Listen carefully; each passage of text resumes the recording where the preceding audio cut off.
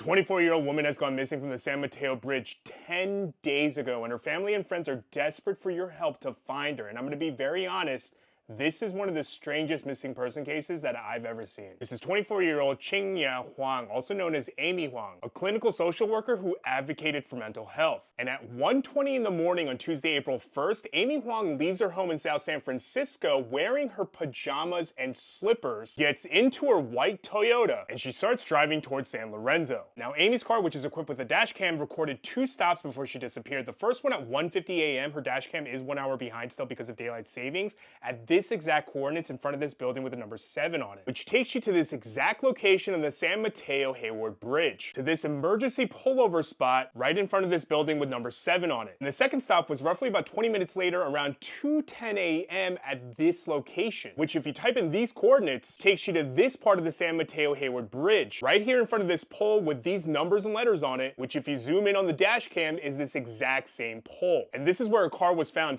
30 minutes later by the California Highway Patrol when they had it towed. Now, the peculiar thing is this first location with these coordinates and this building is not only on this part of the bridge, but specifically on the side of the bridge that takes you eastbound. And the location here in these coordinates and this pole is not only located on this part of the bridge, but specifically on the side of the bridge that takes you westbound. Which means that Amy started here and then had to drive across the bridge, turn around at the end of the bridge, and then come all the way back. Which means she has to go through this toll before she can turn around and then go westbound. And if she did get out of the car here at this part of the bridge, it really doesn't make sense for her to jump here because as you can see from this photo, the water is actually really shallow, no more than maybe like 6 to 10 feet deep. In addition, the bridge isn't even that high. It's roughly maybe about 10 to 12 feet from the top of the bridge to where the water is. Which means that if she walked the 2.7 miles towards San Mateo, it probably would have taken her about 45 to 50 minutes to walk the rest of the bridge. But if she had walked the other way eastbound towards Hayward, it probably would have taken her about a little under 2 hours to walk about 4.2 miles. And the thing is, there are a lot of cameras on that bridge and on the exit and entrance of that bridge. But the police are not releasing any of the footages for some reason to the family or even to the public to try to find out what happened to Amy. Nor have Amy's family been able to get in contact with the company that towed her car that night, which was towed roughly around 3 o'clock in the morning. Now here's some other facts. Amy did have her phone on her, but she didn't have it in the car mount, nor did she have it on her when she disappeared because it was left on the passenger seat. And her car and house keys, which we know that she used to lock the door of her house before she left, were not found inside of the car,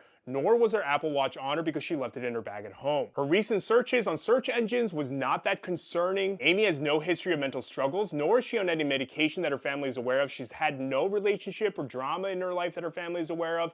And even though she worked from her home on Friday, her coworkers did see her and said that she acted pretty normal. She also has a birthday celebration and a trip to China coming up, and she had recently interviewed for another job, which she was supposed to hear back from later that day. Amy also has no history of sleepwalking or sleep driving, even though they do say that a dissociative fugue is a possibility. Now, the one question the family does have is whether or not Amy was alone in the car when she left, because they were unable to confirm through the neighbor's security cameras if she was alone, nor were they able to get any of the footage from the bridge to confirm that she was alone when she disappeared. And for some reason, the only media coverage about Amy's disappearance in the last 10 days is from Chinese outlets because American media apparently does not care. Even though it caught the attention of people who are spreading lies about the fact that she was found and that her body was found, please ignore these because this is not true. So if you're driving on the San Mateo Hayward Bridge roughly around 2 a.m. to about 5 a.m. on Tuesday, April 1st, and you saw either 24-year-old Amy Huang, who's described to be about 5'1" with black hair and brown eyes, or this white Toyota, especially parked right here going eastbound, or right around this marker going westbound,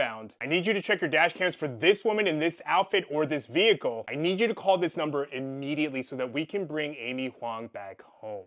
Thank you, and please stay safe.